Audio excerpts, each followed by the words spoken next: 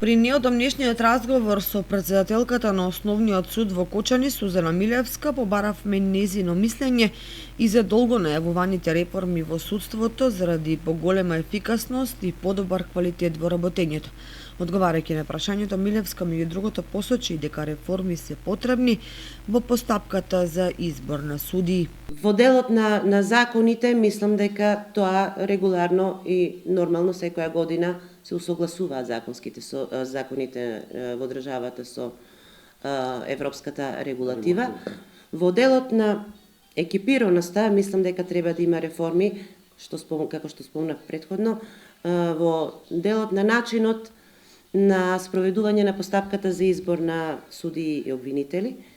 Мислам дека веќе постои некоја иницијатива да се измени тој закон во насока на тоа да се распишуваат огласите за прием на кандидати на ниво на определени апелациони подрачја, во зависност од потребите во која апелационо подрачје најмногу има недостиг на кандидати, за да се избегне овој проблем кога во академијата влегуваат кандидати од подрачјето на скопските судови, битолските судови. Во Источна Македонија многу тешко влегуваат кандидати, не знам дали е тоа заради квалитетот или некоја друга причина.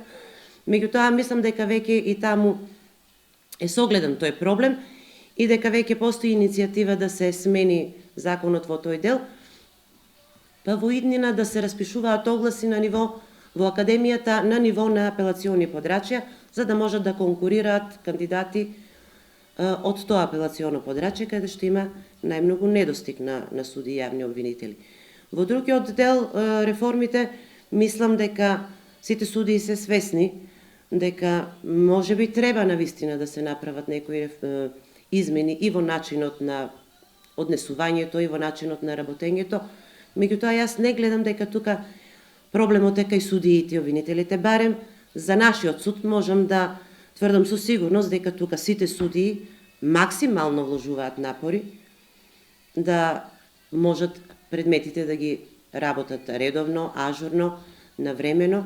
Во делот на тоа дали има и во колкав степен коруптивност во Основниот суд, Милевска со одговор. Можно е и во судството да има коруптивни елементи, меѓутоа не се согласувам со тоа што корупцијата во судството се генерализира. Како и секаде, сметам дека можно е во судството да има поединци кои што се корумпирани. Меѓутоа, сите колеги се револтирани од начинот на кој судството се етикетира како корумпирано целосно.